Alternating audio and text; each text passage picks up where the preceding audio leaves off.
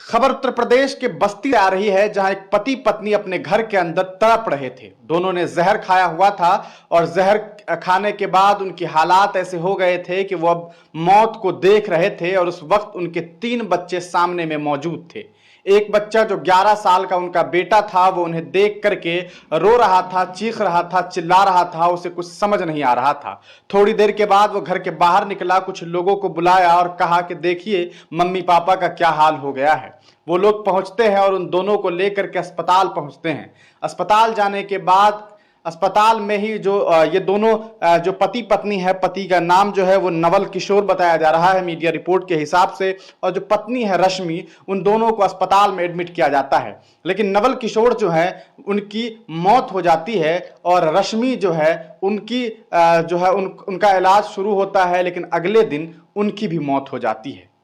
लेकिन इस पूरे मामले को लेकर के जब सामने एक सच्चाई आई, एक वीडियो सामने आया, तब लोगों के होश उड़ गए और यहां तक कि पुलिसकर्मी भी चौंक गए और अस्पताल का जो एडमिनिस्ट्रेशन है वो भी चौंक गया, क्योंकि एक नया खुलासा सामने आया।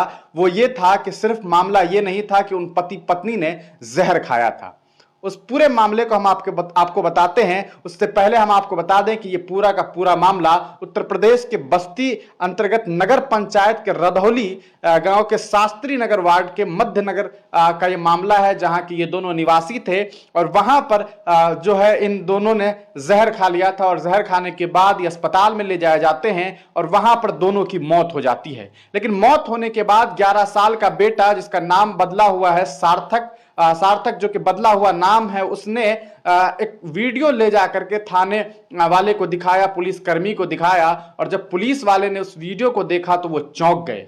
असल में उस वीडियो में देखा गया कि ये दोनों पति पत्नी तड़प रहे थे और तड़पते तड़पते उसने अपने बेटे से कहा कि बेटा, तुम्हारी मां के साथ गलत काम हुआ है, तुम्हारी मां के साथ ज्यादती हुई है, तुम्हारे मां के साथ वो हुआ है जो तुम्हें मैं कैसे बताऊं, लेकिन तुम्हारी मां का बलात्कार हुआ है। और तुम इस वीडियो को ले जा करके, जब थोड़ा टाइम निकल जाए, जब सब कुछ खत्म हो, जब सारे मामला थोड़े संभल जाए, उसके बाद ये वीडियो तुम आराम से ले जा करके पुलिस वाले को दे देना।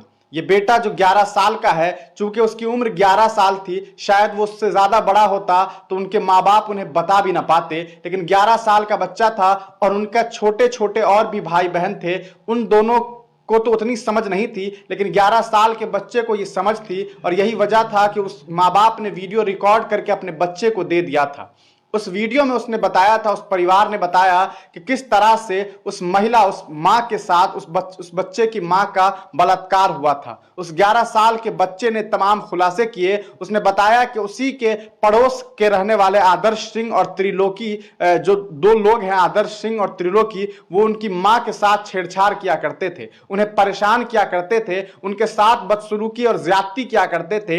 इसके खिलाफ उनके जो फादर थे, इस लड़के के जो पिता थे, मतलब उस महिला के जो पति थे, वो उसका विरोध कर रहे थे और विरोध करते करते वो थक चुके थे। लगातार कुछ दिनों से ऐसा मामला चल रहा था। लेकिन एक दिन ये लोग जो हैं, ये त्रिलोकी और ये जो आदर्श सिंह है, वो घर में पहुंच गया और घर में पहुंच करके पति के सामने उसकी पत्नी का बलात्कार किया, गैंग रेप किया गया। और उस रेप के बाद आपको बता दें कि वो बच्चे बाहर में थे, लेकिन उस रेप के बाद जब ये बच्चे घर में आते हैं और देखते हैं कि माँ और जो बाप है दोनों ही लहूलुहान नजर आ रहे हैं, माँ के हालात अच्छे नहीं हैं, बाप के मुंह से कुछ निकल रहा है, माँ के भी मुंह से कुछ निकल रहा है, मालूम चला कि दोनों ने जहर खा लिया है। कुछ लोग बताते हैं कि जहर जो है उन्हीं लोगों ने खिला दिया, मार दिया, लेकिन यहाँ जो पुलिसकर्मी है उनका कहना है, जो एसपी हैं बस्ती के, उनका कहना है कि इन दोनों ने खुदकुशी की है।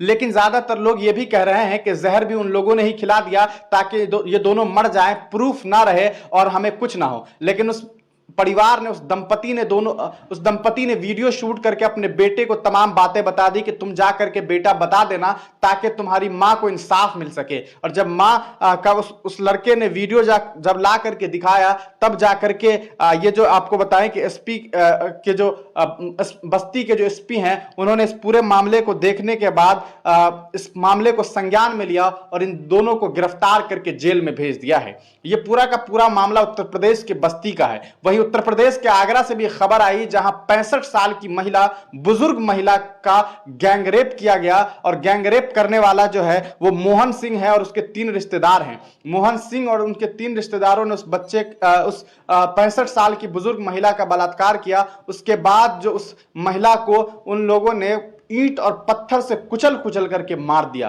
तो ये पूरा का पूरा मामला उत्तर प्रदेश का है। उत्तर प्रदेश से रोज इस तरह की खबरें आती हैं, रोज ही बलात्कार हो रहे हैं। और एक तरफ जो मुख्यमंत्री जी हैं वो अभी वाराणसी के कार्यक्रम में थे और वहां पर बेटी बचाओ और बेटी पढ़ाओ और बेटी बचाओ की बात कर रहे हैं। इससे पहले गृह मंत्री जी उत्तर प्रदेश में आके कह चुके हैं कि यहां रात के 12 बजे भी बिटिया अगर घर से बाहर निकलती है तो सेफ रहती है। लेकिन हालात ऐसे बिल्कुल भी नहीं है। वहां लगातार बलात्कार जैसे जुर्म और अपराध हो रहे हैं, लेकिन उस पर कोई रोक नहीं लग रही है। और आपको रोचक बात बता दूं कि अभी तक जो हमने आपको इन आरोपियों का नाम बताया है, इनमें से किसी का एनकाउंटर नहीं हुआ है। एनकाउंटर क्यों नहीं हुआ है यह आप खूब समझते हैं और बहुत बेहतर तरीके से समझते हैं।